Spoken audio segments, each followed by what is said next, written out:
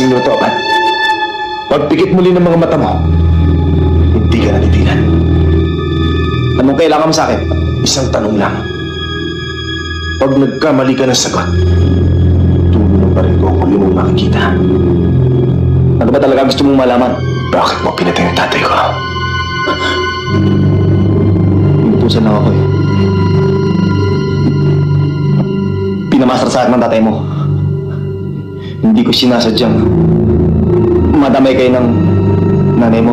Yun ang pagkakamali mo. Hindi mo ko Gulat din naman ako sa'yo. Akala ko hindi mo sisiputin ang pasabi ko. Baka ka ako nagkadaga ang dibdib mo. Kahit sino, basta't nagpasabing gusto akong makausap, inaharap ko. Ano ba ang problema, kaibigan? Hindi kita kaibigan! Lalo ba't sa pulis na katulad mo? Kung ganon, anong kailangan mo sa akin? Gusto ko malaman kung bakit ka binansag ang SL-45. Gusto ko magkasubukan tayo ngayon. Bakit pa tayo antong doon? Maaari naman natin pag-usapan yan sa mahusay na paraan. O baka naman makuha natin sa konting target masarap na pulutan. Hindi, kahit ano mangyari. Gusto kong patunayan na yung bansag sa'yo ay isang malaking katarantaduhan.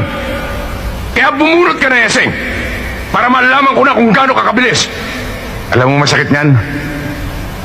Hindi mo na malalaman yun.